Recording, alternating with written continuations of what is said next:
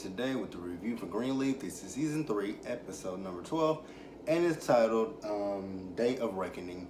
And we are one episode away from the season finale, so without further ado, we are going to get the video started. Alright, so this episode, it pretty much picks up where last week's episode left off, with Grace asking Lady May was Lionel her father. So then, we like I said, we pick it up, and Grace is running in behind Lady May. And, she once again asks Lady May, is, Lionel her father? And Lady May is like, girl, didn't you hear me the first time? I said, I don't know. Like, bitch, I don't know who your daddy is.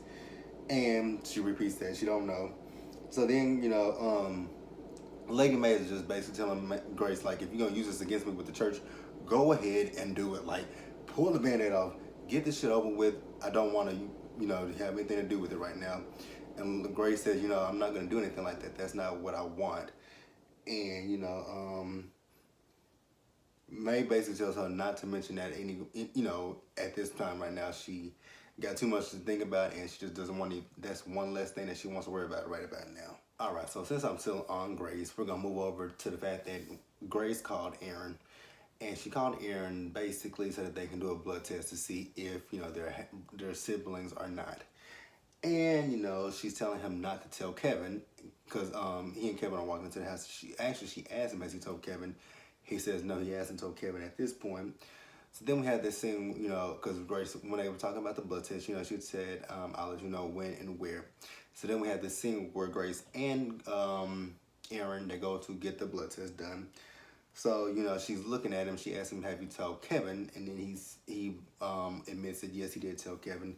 And she was like, well, right now I don't want Kevin to tell Charity because I want to, basically she wants to have a spin on it, when or if Bishop finds out that she may or may not be his daughter.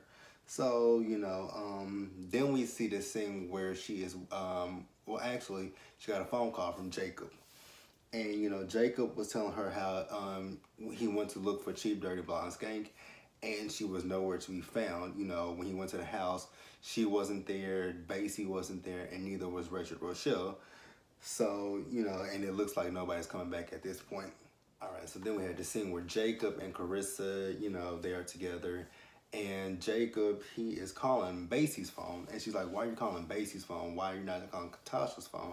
And he's telling her, Basie has her phone. So I guess that's his way of trying to I don't understand it.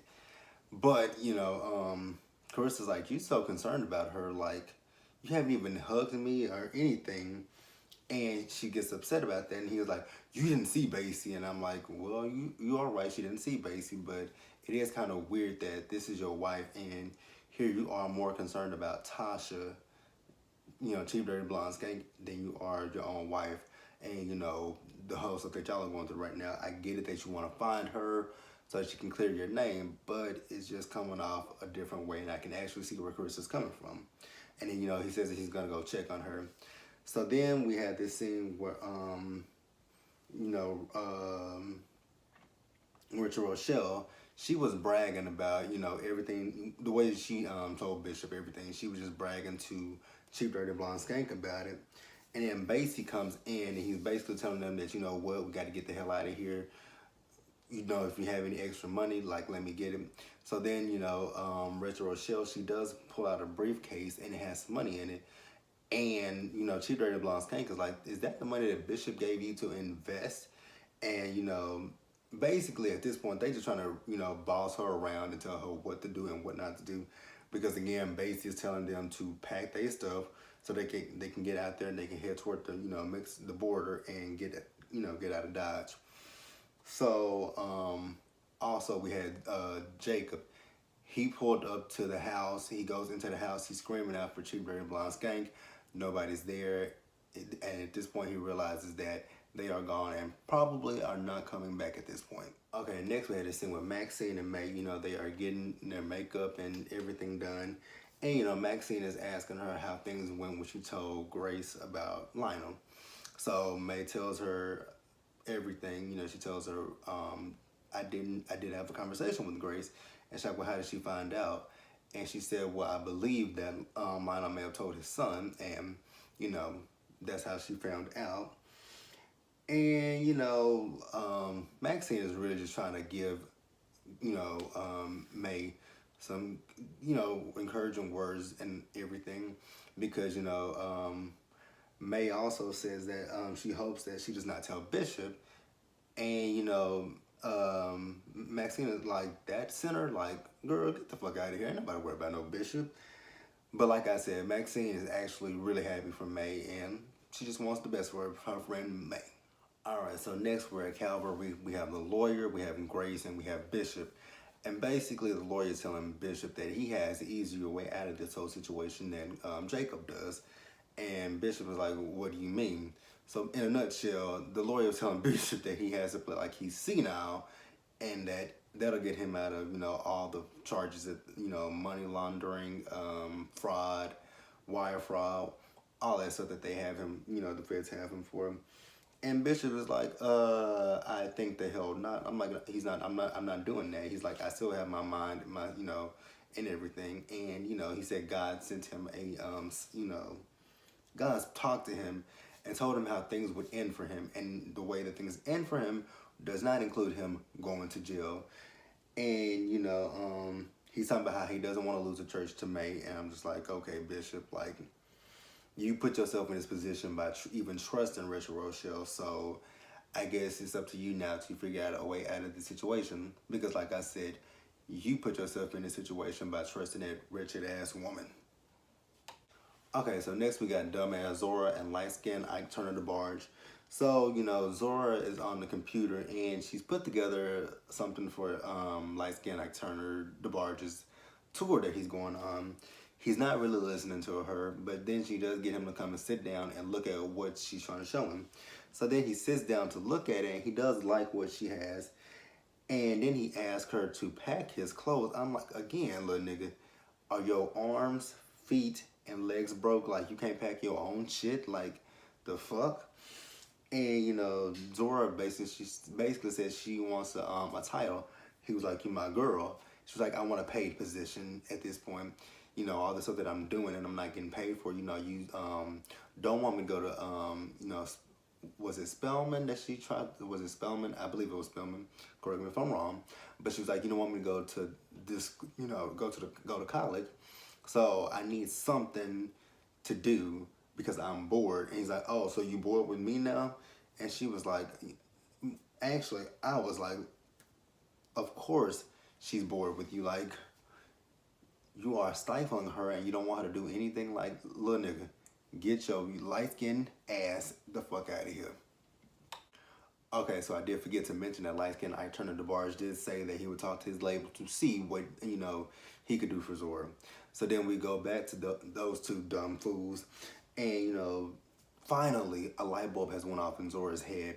And she's like, you know what? I'm going back home to Memphis. Like, this ain't working out for me. Like, I'm not doing anything here. I'm bored. I'm not having any kind of fun. And I'm like, ding dong, ding dong, ding dong.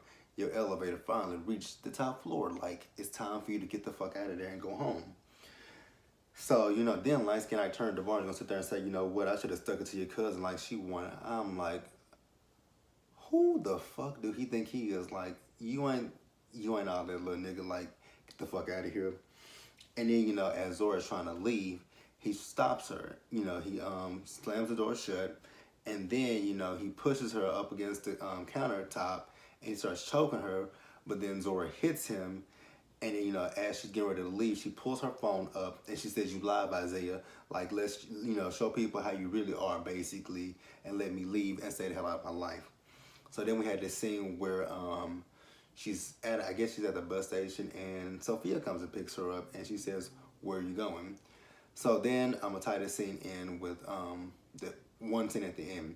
So we had this scene where Jacob and Carissa, they were talking, and Jacob was telling Carissa how him sitting on the stakeout that he and Gigi did, it made him remember how much he loves Carissa, and she's like, it made you remember how much you love me.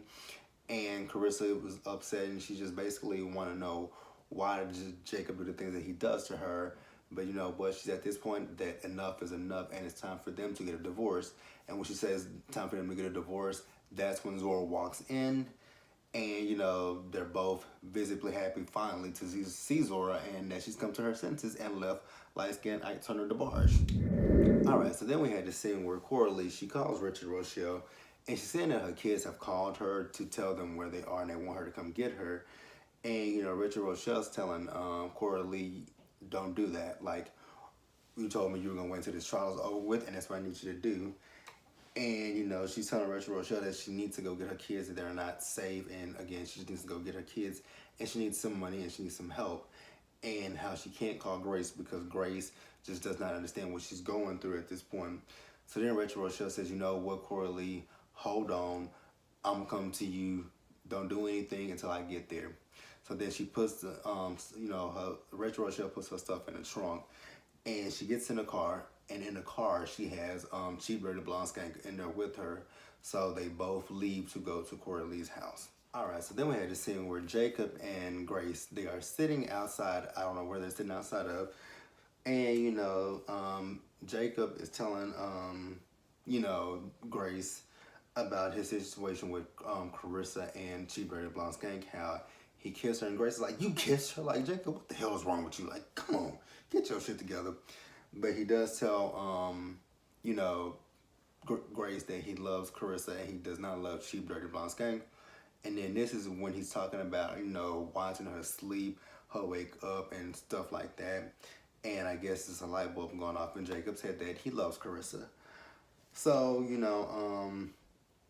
he asks Grace how things are between her and Darius right now. And she says it's not, they're not in a good place right now. So then we see Cheap Dirty Blonde Skank, we see Rachel Rochelle pull up to Coralie's house, and Cheap Dirty Blonde Skank is there with her. So, Rachel Rochelle and Cheap Dirty Blonde Skank are in Coralie's house. And, Coralie is thanking Rachel Rochelle, but then she was like, "So you are Rachel Rochelle's sister-in-law?" And then Cheap Dirty Blonde Skank says, "Can I use your phone?" And, when she says that, she gets up. And Rachel says, "Girl, sit your ass back down. We're not using this woman's phone." So then there's a knock at the door, and Rachel's like, "Do not answer that door, Coralie. Don't answer that door." But Coralie goes and answers the door, and it is none other than Jacob and Gigi. So, when they come in there, Rachel has kind of put it all together that Coralie played the shit out of her, and, she gets mad. She goes off on Coralie, telling her basically her kids are better off without her. And then she starts to get into it with Grace and, goes off on Grace. And as she's getting ready to leave, she calls Grace a whore. And Grace is like, "What did you call me?" She said, "I know what you did in Phoenix." And I'm like, "What did Grace do in Phoenix? Did I miss something? So, Rachel Rochelle dips out of there, and they ask, Grace and Jacob ask Cheap Dirty Blonde Skank, is she ready to, tell the feds that, Jacob nor Bishop did anything? And she says yes, that she is ready to do that. So then we move outside, and, Jacob is telling, not Rachel Rochelle, but Cheap Dirty Blonde Skank that he loves Carissa and he's not leaving Carissa. And she's like, "But why are you telling me this? Like, I don't want you to leave her." All right, so then over at Calvary, we see Connie. Connie is having his meeting with some preacher. I think his name was Phil. And, Bishop walks in, and this is supposed to be Bishop's replacement that, Connie was telling Bishop about last week. So Bishop walks up to Connie and Phil, and in a nutshell, he tells Connie and Phil that he ain't going no damn where. Like, good luck trying to get me out, but I'm not going anywhere. So, toodles to you and you, motherfucker. All right, so then Bishop goes to Lady May's office, and Bishop basically tells Lady May, what Grace did with Cheap Dirty Blonde Skank by getting her to tell the feds the truth. And he's also telling her about what Connie did with Phil and how she's trying to bring Phil in to, take over the church. So, Lady May says, she'll see that it doesn't happen. And then, Bishop tells Lady May, take your day with Lady May. After that's over, get out and, don't make a big fuss or a fight about this. He says, because if you do just leave and not fight me, that'll help him. But if she does stay and fight for the church, that'll send a message to the board that, you know, they are not fit to run the church, which will give Connie what she wants, you know, bringing somebody else in. And, you know, Lady Mae does not agree to that. Lady Mae wants to be co-pastor with him. So, and basically Bishop said, I won't do that. He was like, you know what, I want you to tell me everything that you did.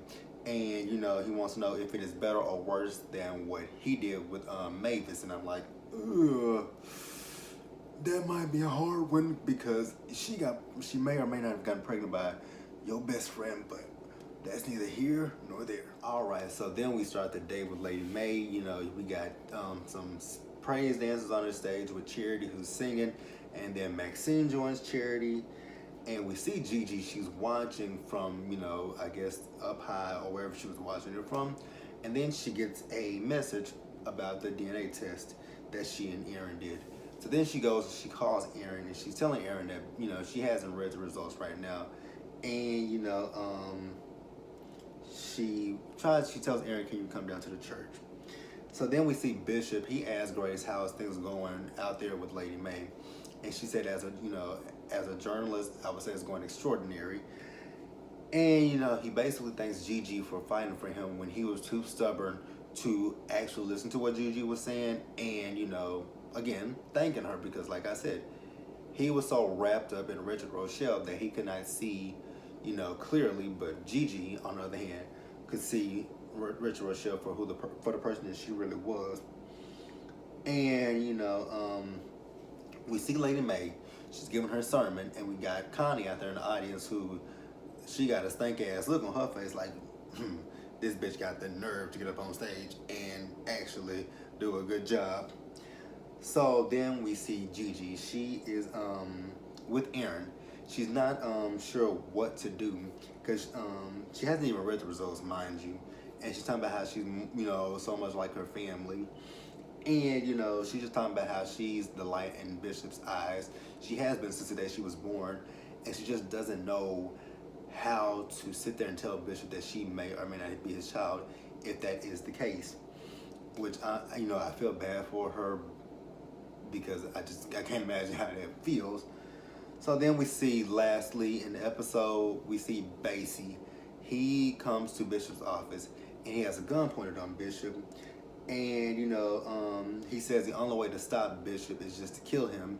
And Bishop is basically telling Basie that he doesn't want to be responsible for yet another life lost. So he will be responsible for 2 lives, because if Basie shoots and kills him, Basie will go to jail. And he basically is telling Basie that if you kill me, you will just mess up your life and go to jail. And, you know, he just doesn't want that. And like I said, Bishop is begging and pleading with Basie.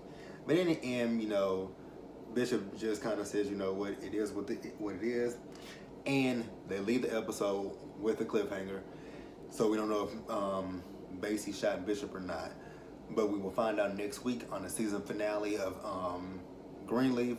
So that was a review. Like the video, leave your comments, subscribe to the channel, and I will see you guys later.